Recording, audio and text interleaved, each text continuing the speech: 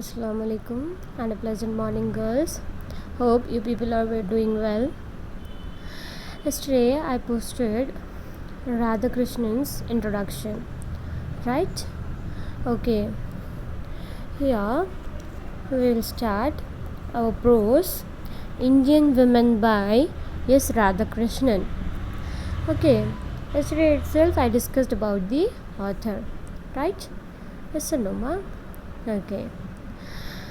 Now we'll see a small introduction about the author. Dr. Sarvepalli Radhakrishnan, 1888 to 1975, was the second president of India. He tried to bridge Eastern philosophy with Western thoughts, defending Hinduism against Western criticism. He was born in 1888 and died on 1975, and he was the second president of India.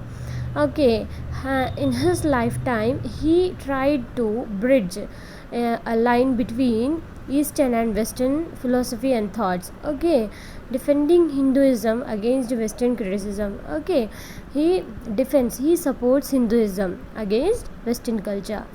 Is it clear? He taught philosophy at Presidency College. At Presidency College, Chennai. I told you yesterday itself. What is philosophy? The study of fundamental knowledge. Okay, and later in the University of Mysore. After a successful academic life, Dr. Radhakrishnan started his political career quite late in life. After his successful academic life, that is in a teaching profession. Okay, he come to political career very late in his life. Okay, is it clear?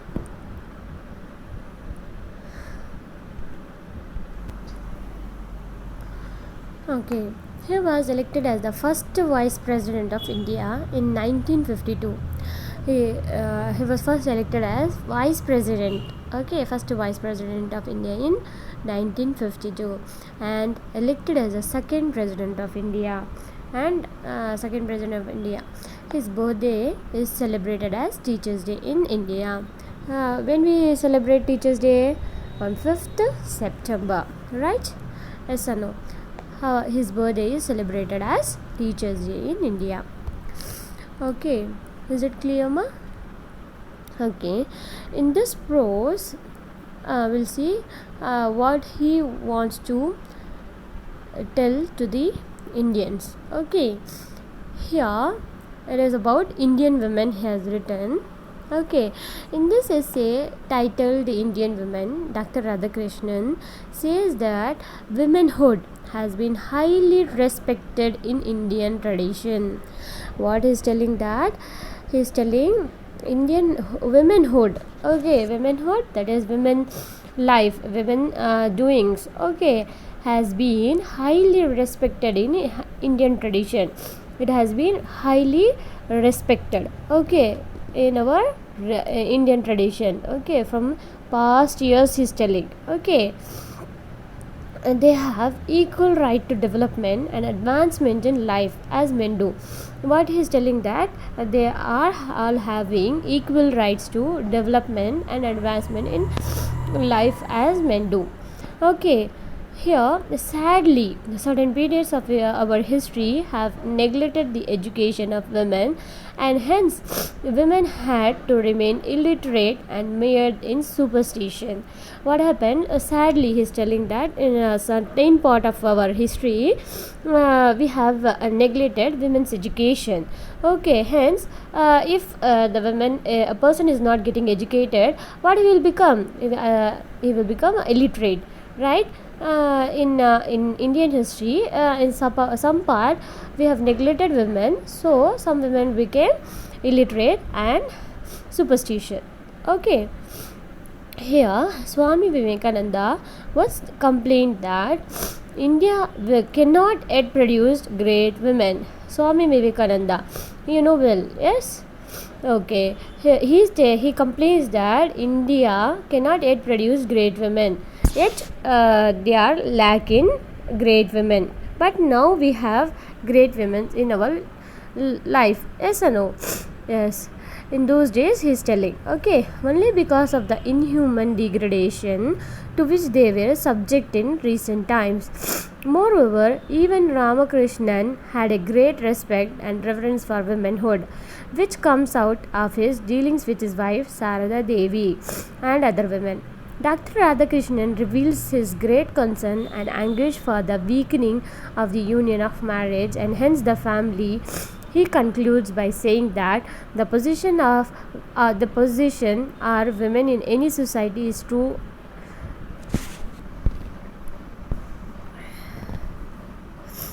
index of its cultural and spiritual level. Now, at last, what he concludes that by saying the position of women in society is true index, okay, through of its cultural and spiritual level. Okay, in both the things they should be very equal. Is it clear, ma? Okay. Here the quotes by Radhakrishnan, that is, progress of our land cannot be achieved without active participation of our mothers, wives, sisters and daughters, by Dr. S. Radhakrishnan, that is Sarvepalli Radhakrishnan. Here his quotes says that progress of our land, that is progress of our country, cannot be achieved without the active participation of our women. Is it clear? Okay. He says that without women we can't achieve anything in our life, is, and he says that progress of our country also lies behind of in the participation of our women's. Okay, is it clear, ma? Okay.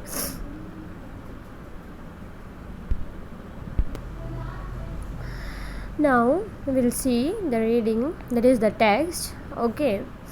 Indian tradition has generally respected womanhood, though occasionally we find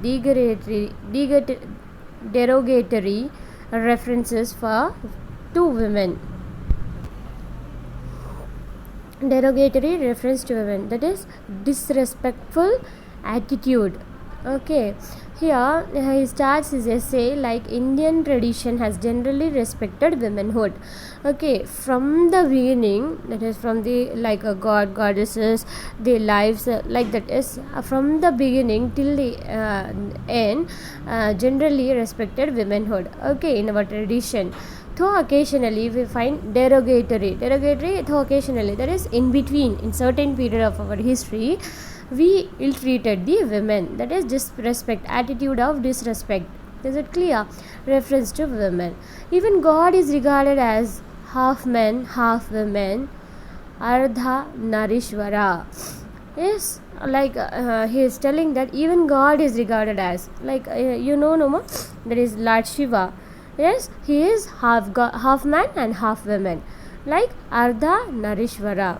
What do you mean by Narda Arishwara? Ardha Narishwara.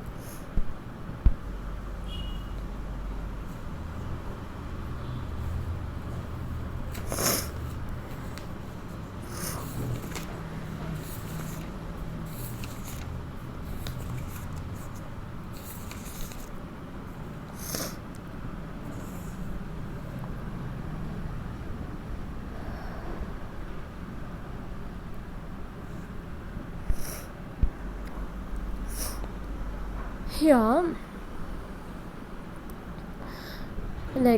even God is regarded as half man, half women, that is Ardha Narishwara.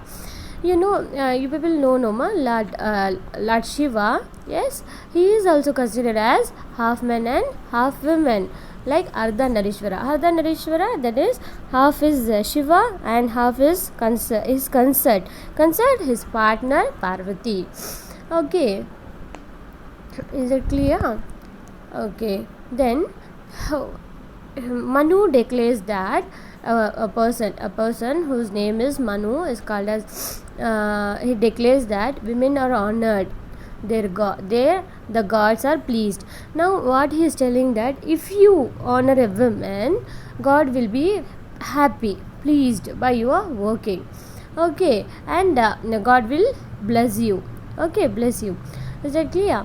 Where they are not honored, all works become fruitless. If you are fail to respect women, then you will be like your all works become fruitless, that is useless. Is it clear? Okay. Now, women are human beings and have as much right to full development as men have. Now, here what is telling that women also a human being, okay, and they are also having full rights to develop as men have, okay. In regards to opportunities for intellectual and spiritual development, now what they are telling that they are also having the opportunity to develop intellectually and spiritually, okay.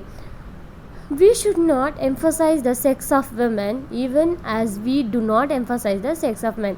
We are not considering the sex of men, right? Like that we should not consider the sex of women also, okay. The fact that we are human beings is infinitely we are more important than the psychological peculiarities which distinguish us from one another. Now what he is telling is the fact that we should consider men and women are equal, okay, as human being. We should not go to the distinguished peculiarities, that difference between us, okay. We should not go to the body. We should think that they are also human beings, they are also having soul, okay. In all human beings, irrespective of their sex, the same drama of the flesh and the spirit and finitude and transcendence takes place. That is finitude, the state of having limits or bounds. Everything is same, okay, except the body structure, okay. So what he is telling is we should not go to the irrespective of their sex. We should think as them, they are all human beings, they are all equal. Is it clear, ma? Okay.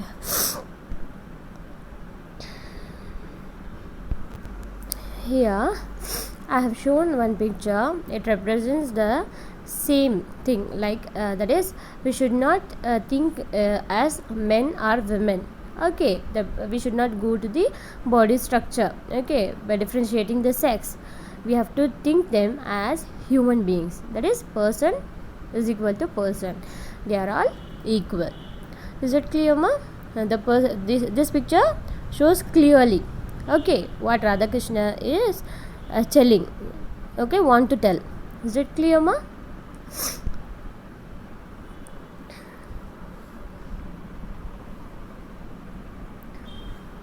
Okay. Okay, now women cannot do some things that men can do. Their psychology prevents this that, however, does not prove any inferiority on their part. We must do the things for which we are made and do them well. Now, in this paragraph, it is a like a superstitious belief, like women cannot do the same things as men can do. It is not like that, okay, and it is not like a psychologically proven also, okay. There is no inferiority in between the men and women, but it is not proved. So here what he is telling that women cannot do some things that men can. Their psychology prevents this that, however, does not prove any inferiority on their part. We must do the things for which we are made and do them well.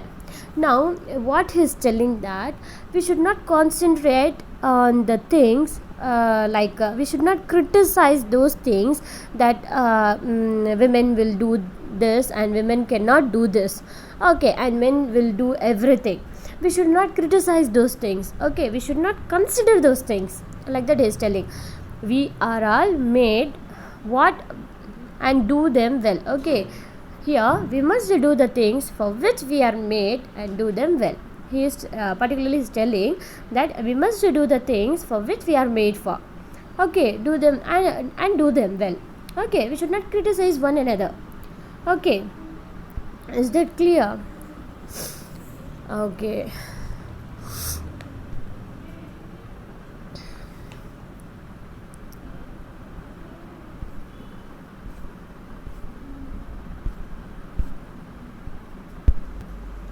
Here, there is all men and women are created equal. There is no such criticism like that women can do this and women cannot do this. Okay, there are such things which is made for women and men. Okay, and we have to do that work perfectly without criticizing one another. That is, they are all created equal. Is that clear, ma?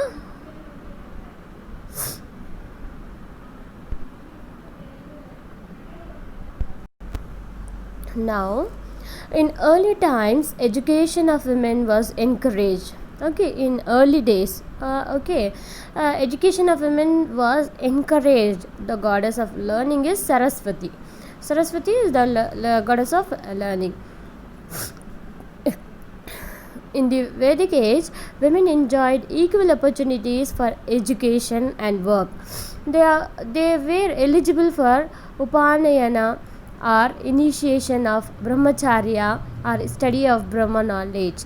Now, in the beginning of the history, women was encouraged to educate. Okay, and the learning goddess Saraswati, and they enjoy the opportunity to educate and work.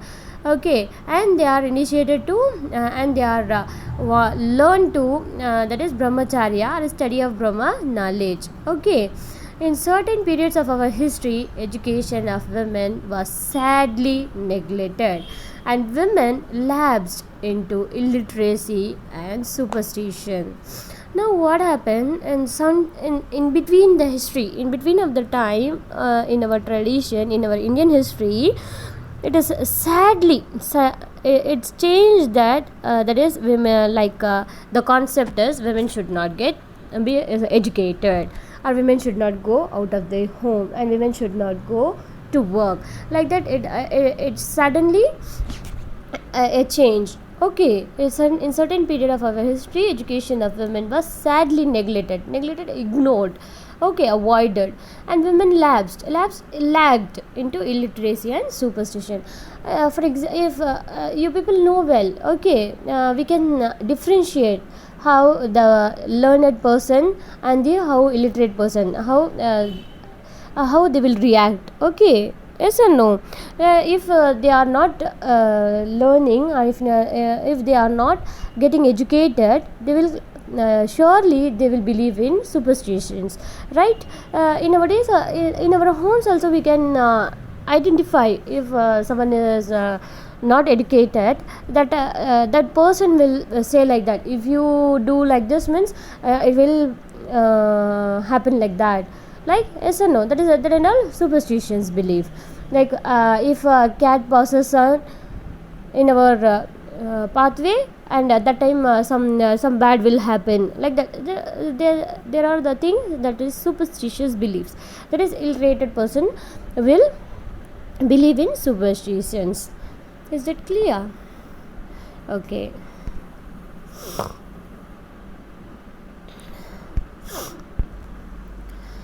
Here I have shared a picture of that is illiterated people, uneducated people, we can say. Okay.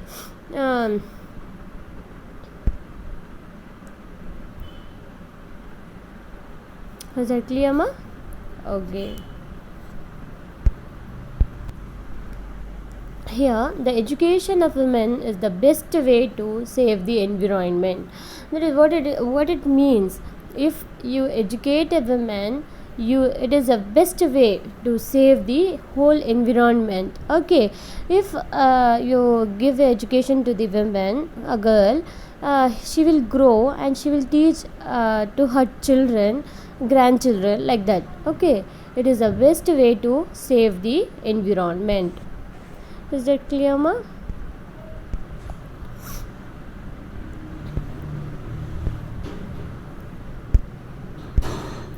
Here, in the next paragraph, if Swami Vivekananda complained India cannot yet produce great women, it is because of the degradation to which they were subjected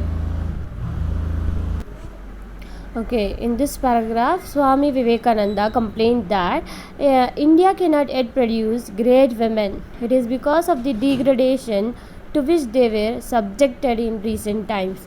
We have wasted in our recent past women's gifts by failing to recognize them as human beings, able to act, able to achieve, and to engage in projects given the right condition. Now, Swami Vivekananda is complaining that India is lacking behind yet to produce a great women. Okay, and because he's telling that, because he belongs to that period, okay, where the women cannot be educated. Okay, so that he tells like that, and he says that we have wasted even our recent past, that women's was gifted by recognizing them as a human being, able to act, able to achieve, and able to engage in projects, able to work, able to educate, whatever they want they will do. But what happened,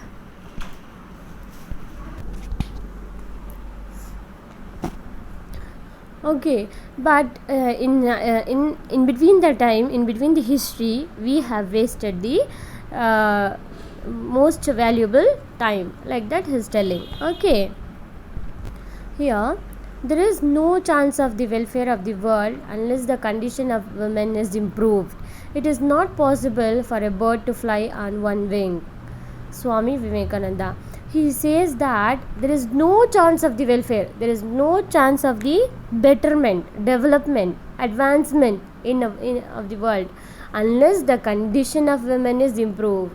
That is, the condition of women is improved means that is, every girl child should be educated, every girl child should be given equal right.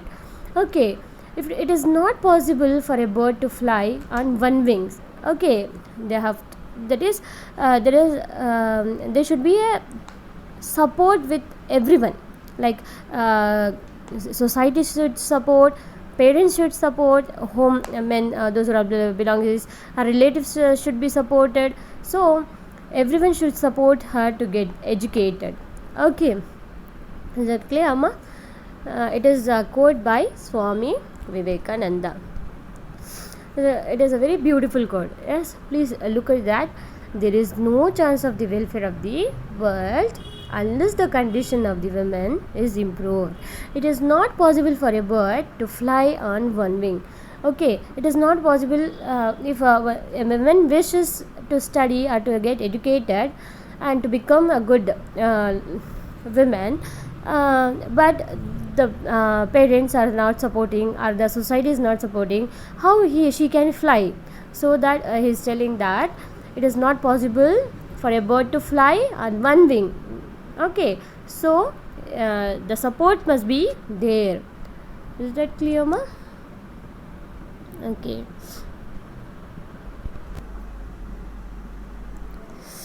Here, thanks to the Ramakrishna movement and Gandhi's work, women are slowly coming into their own. It is true that Ramakrishna advised the renunciation of women and of wealth for his male devotees, but that was only in view of men's possible weakness with regard to the opposite sex. For he also advised his women devotees to renounce men and wealth. Ramakrishna's respect for women comes out in his dealings with his wife Sarada Devi and other women. He accepted a lady Bhairavi Brahman for his teacher. Women is not innately wicked any more than man is. Gandhi engaged many women in his struggle for the political liberation of the country. This has helped in the emancipation of Indian women. Now, in this paragraph, he says he thanks to Ramakrishna and Gandhi's movement. Who are they are? They are our freedom fighters. Okay, Ramakrishna is very kind-hearted person who respected women in his life. Okay, and he asked the other men also to do the same things. Okay, now he says that they are all equal in every parts.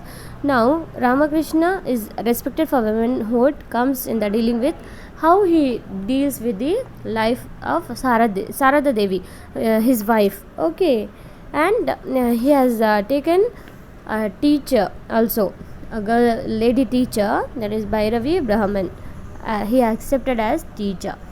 Okay, and in Gandhi's movement, that is in the freedom fight, there are many women who struggle in the fighting, freedom fighting. Okay, this has helped in emancipation of Indian women. This has developed the emancipation of Indian women. They are all slowly bringing up in their developing in their life. Is that clear? Here, okay, while spiritual life and social service are open to women, marriage and motherhood are treated as normal vacation for them. Now, that is in women's life, there is a spiritual and social service are very normal. That is marriage, motherhood treated as a normal vacation for them. It is normal thing. Okay. Modern anthropology brings out clearly that marriage and family are found in one form or another as fundamental institution in every human society. Primitive or civilized, it is difficult to imagine a social organization in which these institutions are not found. The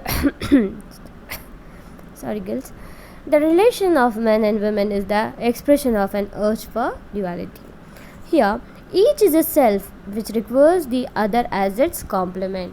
Here, everyone is the self, okay, which requires other its complement.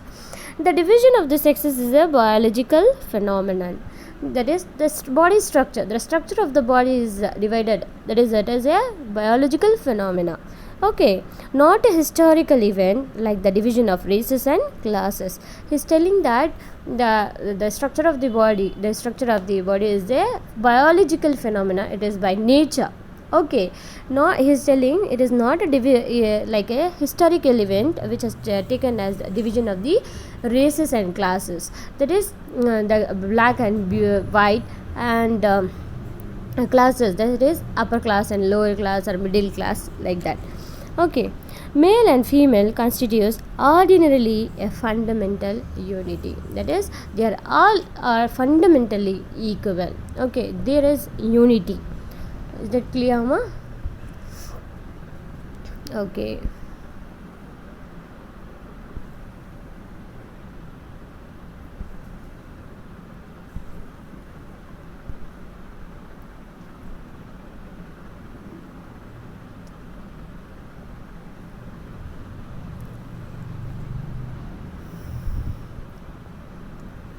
Here I have shared one quote about education of women. You educate a man, you educate a man. Okay, that is, if you educate a man in your family, you educate a man. Okay, that's it. If you educate a woman, you educate a generation. See what the deep meaning is there. Okay, if you educate a woman, a single woman in your family, you will educate a generation. The afterwards people who are coming. Okay, who are born. Generation. Is it clear, ma? Yes, of course. Okay, you educate a man, If you educate a woman, you educate a generation. Okay, that is to the family, to the generation and generation. Okay.